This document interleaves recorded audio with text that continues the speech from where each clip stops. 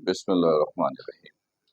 चलिए देखिएगा 7.2 में एक क्वेश्चन था, क्वेश्चन नंबर 10, और ये पेपर में सेक्शन सी का सवाल है। ठीक है, तो उसको जरा सॉल्व करते हैं।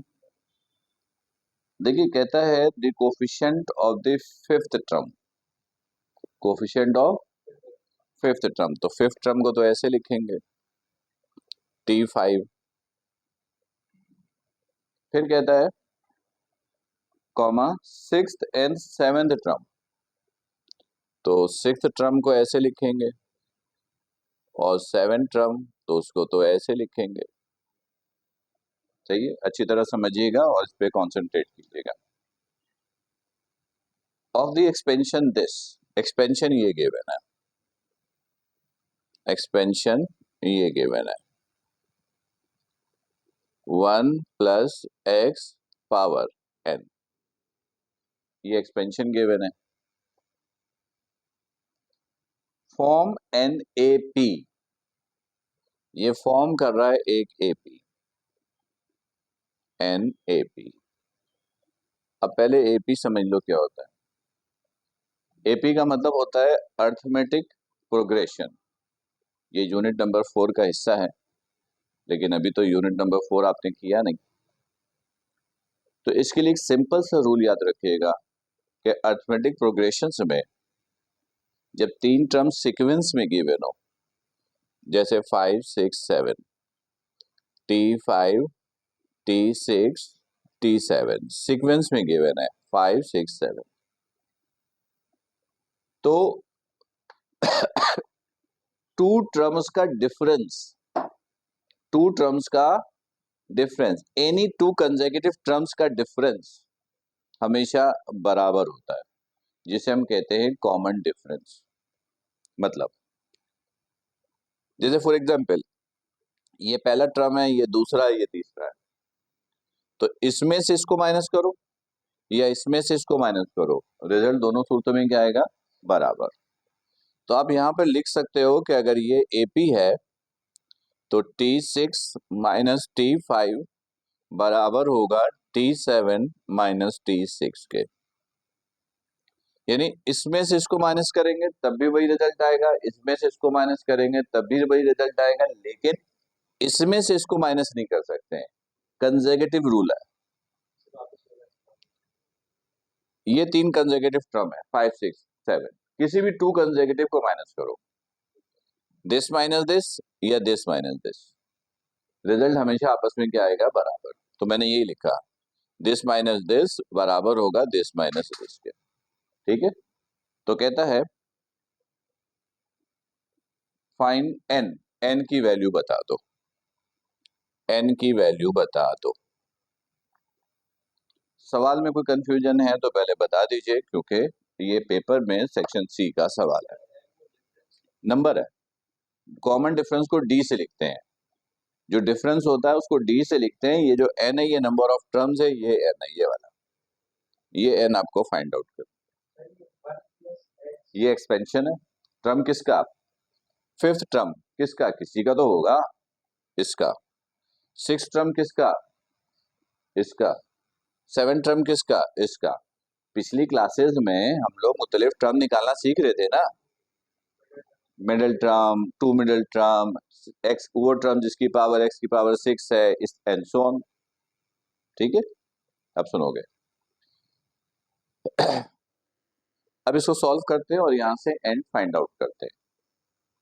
पहले इसको थोड़ा सा सिंप्लीफाई कर ले, ये देखो टी माइनस का इधर आकर प्लस का, तो T6 प्लस T6 क्या हो जाएगा?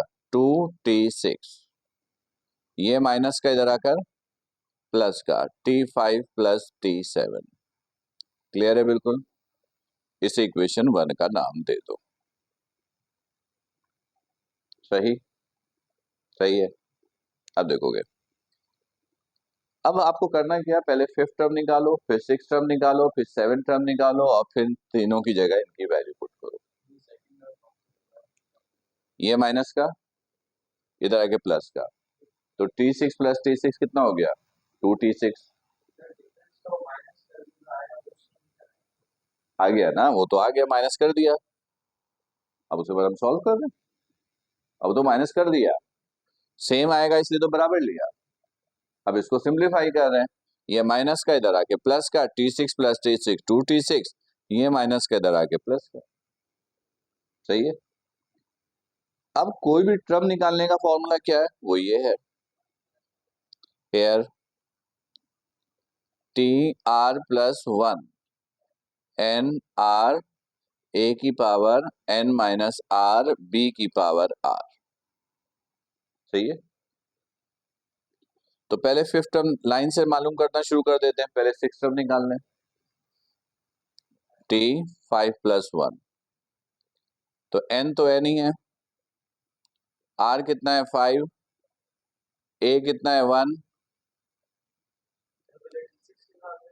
हाँ सीक्वेंस से निकाल रहे हैं यहां से देखकर, N minus R B is X की पावर R। तो ये हो गया T6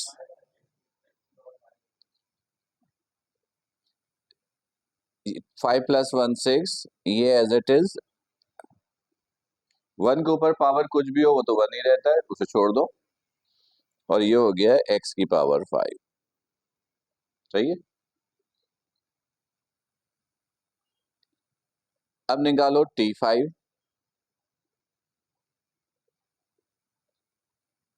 T5 यानी 4 plus 1 N 4 A1 N minus 4 BX 4, तो T5 is equal to N4, ये छोड़ दो, दिस इज X4। सही। अब आप T7 निकालिए, 1 के ऊपर माइनस हो प्लस हो कुछ भी हो वो 1 ही रहेगा। T7 निकालें, T6 प्लस 1 N R की जगह 6 A is 1 N minus 6 BX R की जगह 6, दिस इज 7 N6 X की पावर 6।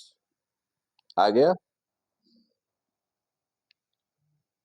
अब इनकी वैल्यूज को इक्वेशन पुट इन इक्वेशन 1। सही है। अब गौर से सुनिएगा, क्वेश्चन को गौर से पढ़ो। वो कह रहा था क्वेश्चन में coefficient of fifth 6 and 7 terms are in AP. कौन सा? 5 6 और 7 का कोफिशिएंट। कोफिशिएंट किसको बोलते हैं?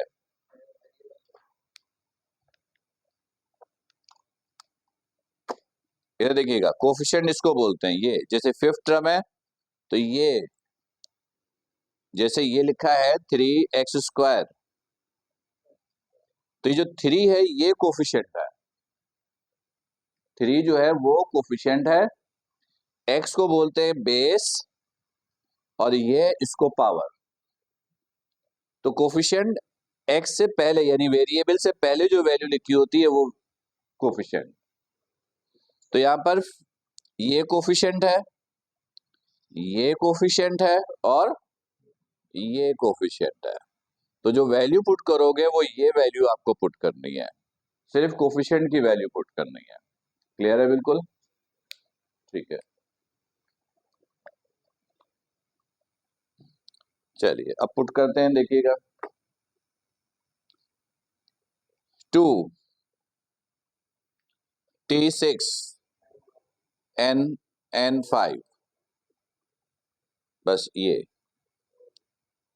T5 N4 plus N6। Clear?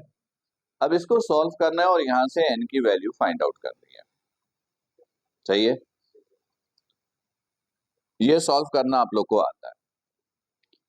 n factorial 5 factorial n minus 5 factorial. सही। क्लियर है? प्रैक्टिस नहीं करने से यही तो होगा।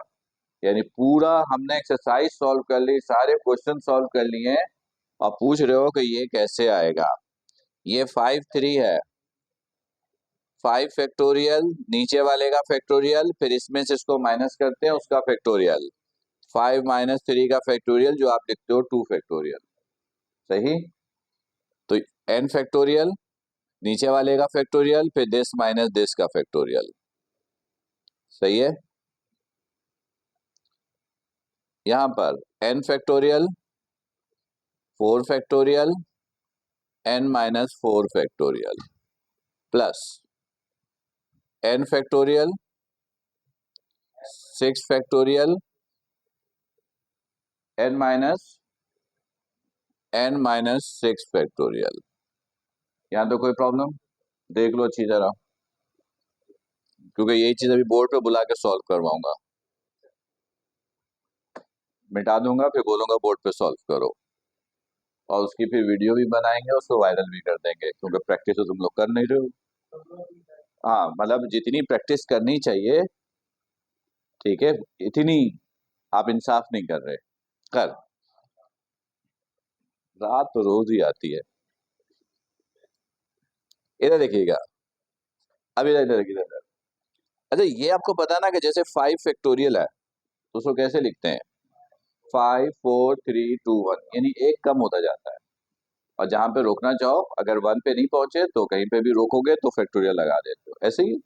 अब गौर से देखना, इसको लिख दिया 2n फैक्टोरियल, 2n फैक्टोरियल।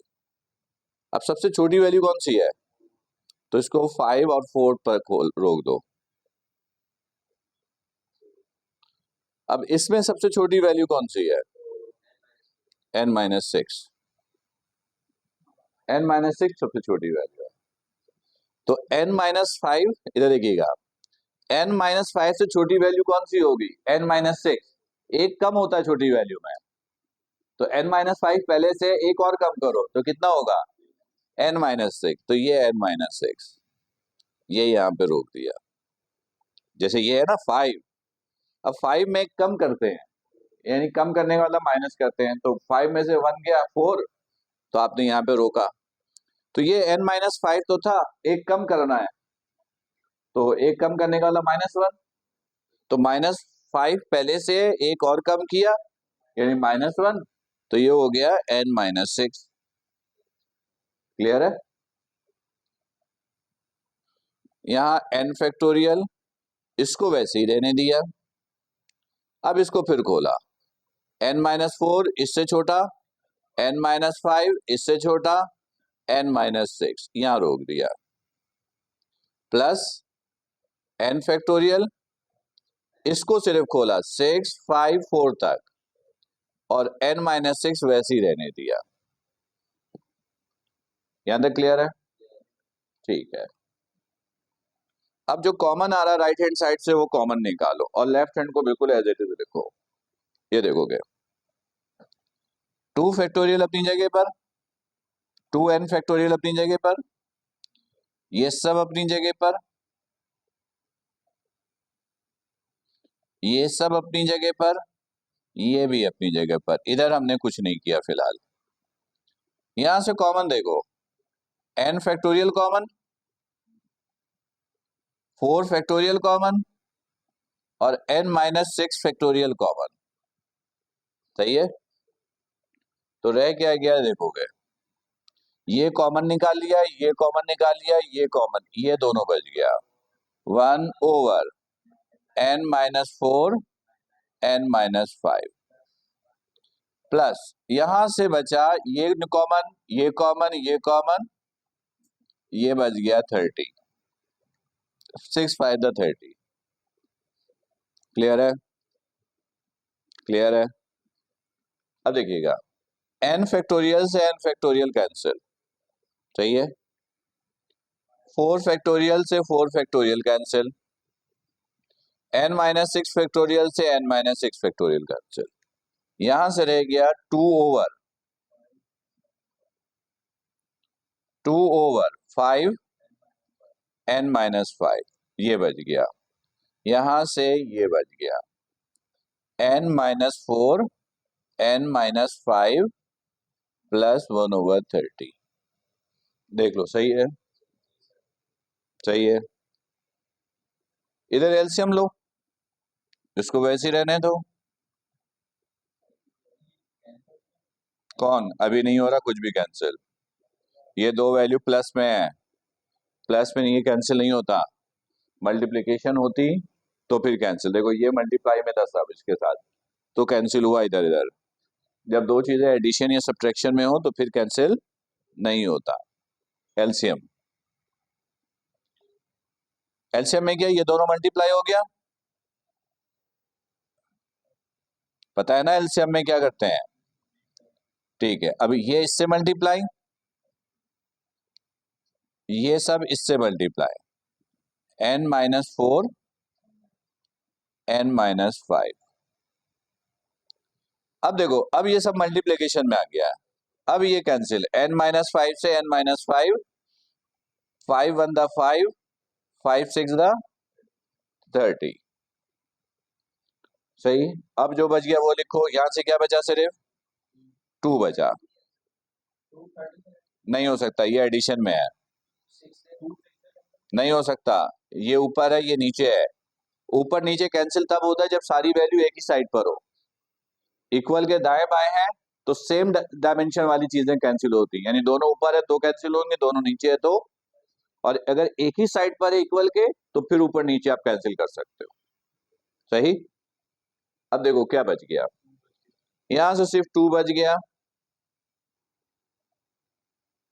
और इस वैल्यू को भी इधर ले आओ, तो 2 मल्टीप्लाई बाय 6 12 n-4। देखो सही है, 2 6 से मल्टीप्लाई हुआ 12 n-4 एज इट इज, और इस साइड पे ये रह गया, यहाँ तो 1 बच गया है, 1 से ये सब मल्टीप्लाई होगा तो एज इट इज प्लस 30।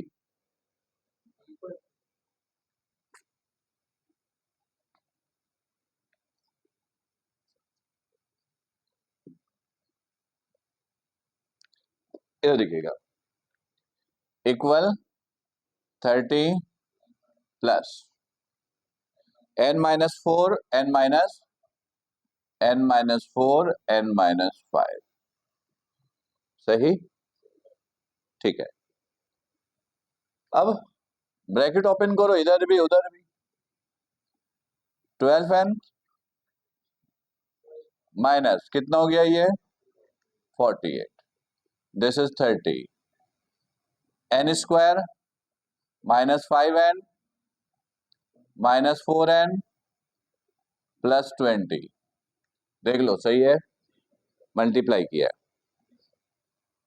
सबको एक तरफ ले जाओ, पहले एक स्टेप और कर लो। 12n -48 n² -5n -4n 9n 30 plus 20 50। सब हो गया कवर। एग्री। फिर क्या हुआ, इन सबको उधर ले जाओ, तो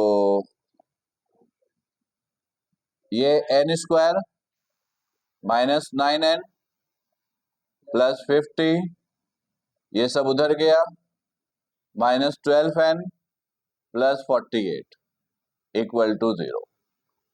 सही है।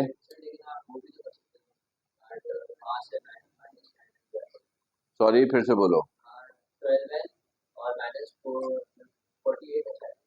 हाँ, फिर क्या करता, कोई फर्क नहीं पड़ता, जिसको जहां ले जाओ। बस ये रूल रूल है कि एक प्लस है तो दूसरी तरफ माइनस, माइनस है तो प्लस, बस यही चलता रहेगा। सही है, यहां तक कोई इशू? ठीक है। अच्छा जी, अब क्या बचा, n² -9n -12n कितना हो गया, 21n। 50 प्लस 48 कितना हो गया, 98। चलो ले आए, चलो कोई कोई डिफरेंस नहीं आएगा। एक मिनट, तुम एक मिनट वही करते हैं जो तुम बोलते हो, देखते हैं तुम क्या बोल रहे हो। इसको यही रहने दें अभी। ठीक है ठीक है ठीक है, एक एक करके 12n-48। अब बोलो इधर किसको लाने बोल रहे हो। चलो ले आए। इधर वाली वैल्यू वैसी रहेगी, यही बोल रहे हो। ठीक है, 12n और 9n कितना हुआ, -48। अब सबको एक तरफ ले जाओ, या इसको इधर या इसको इधर।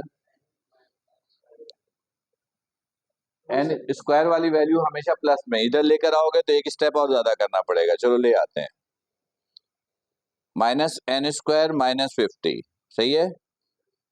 -n² +21n -98,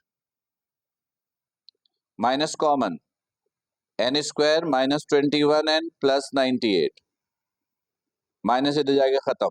इसमें इसमें क्या फर्क है, 2-3 स्टेप ज्यादा हो गया। तरीका ये है कि अब आपने देख लिया कि यहाँ पे n पे स्क्वायर है, मतलब क्वाड्रेटिक फॉर्मूला इक्वेशन बन रहा है। तो तरीका ये है कि सारी वैल्यू को एक तरफ ले जाओ और सिंपल प्लस माइनस करो। पार्शियली इधर उधर शिफ्ट करने से फायदा कुछ नहीं है, ठीक है। यानी पार्शियली शिफ्ट करने से फायदा कुछ नहीं है। आगे बात समझ में। ओके, मिड टर्म ब्रेक करते हैं। क्वाड्रेटिक फॉर्मूला भी लगा सकते हैं, पहले मिड टर्म चेक कर लेते हैं। मिड टर्म लाजमन होना चाहिए ब्रेक। क्या है प्रोसीजर, ये देखो, ये value as it is, minus as it is, +98 as it is, equal as it is.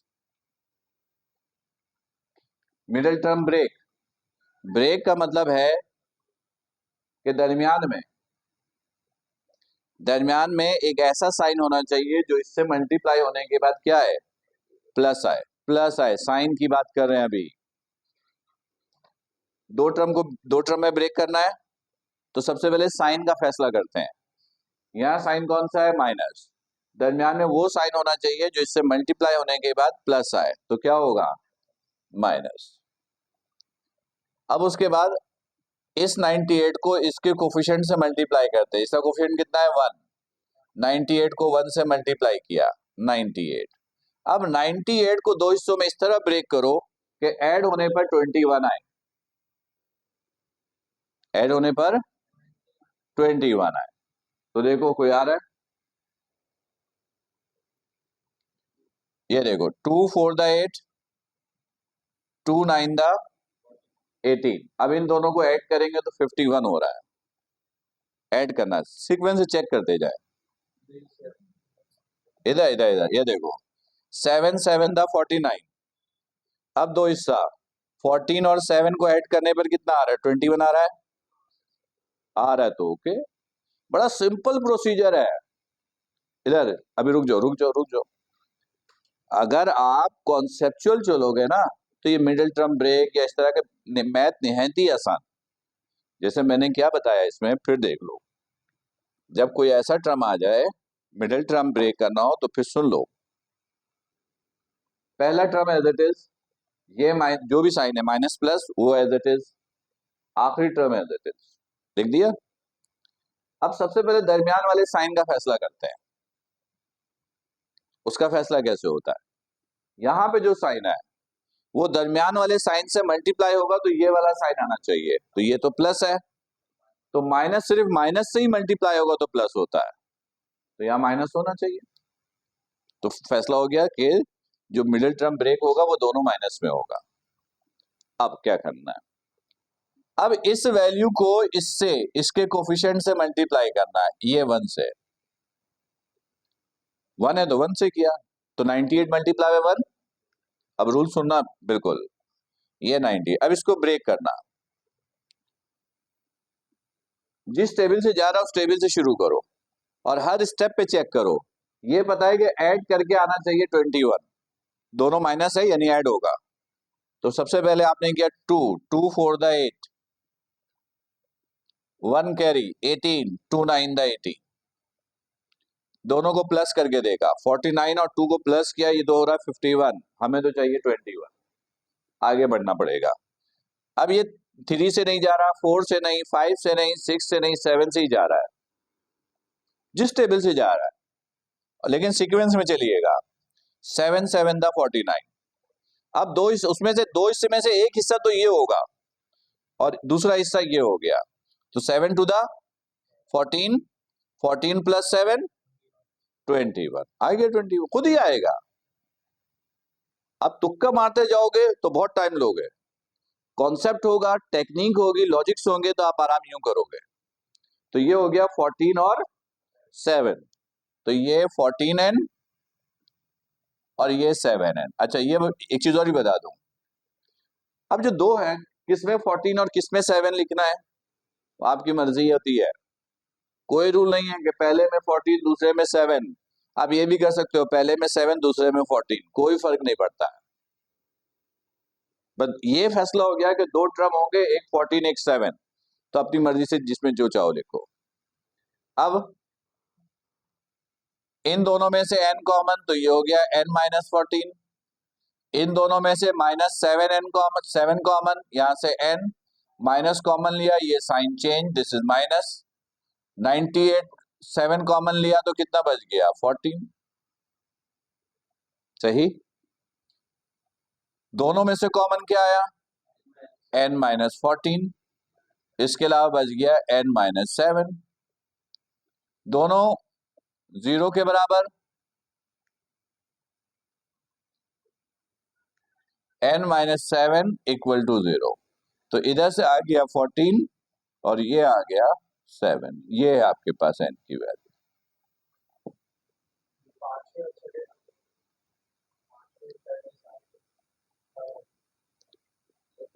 ये n, हाँ तो दोनों है, यानी इसका मतलब है कि इस एक्सपेंशन का n 14 अगर हो, 14 का मतलब 15 टर्म होंगे, 14 अगर रखते हैं तो कितने टर्म होंगे, उन 15 टर्म में से ये टर्म लेंगे तो ये कंडीशन वेरीफाई हो जाएगा। या n 7 लोग है, यहां 7 रखा तो कितने टर्म होंगे 8, कितने टर्म होंगे, तो उन 8 टर्म में भी अगर आप इन तीनों को लोगे तब भी ये वेरीफाई होगा। तो आंसर ऐसे लिखेंगे, number of terms, result, number of terms is 14 या करके लिखिएगा 7, यानी आप 14 ले लो या 7 ले लो, ये आपका आंसर है। और ये पेपर का सेक्शन सी का सवाल है और इंपॉर्टेंट, मैं फिर कह रहा हूं, इग्नोर बिल्कुल नहीं कर सकते हो ये। और अब जो 7.3 शुरू होगा जो है, उनमें से ही कोई एक सवाल सेक्शन सी में हर सूरत आएगा। क्लियर है, ठीक है। तो चलिए एक काम कीजिए, अब आप लोग काम ये करना है आप लोग को, हाँ काम ये है, पहले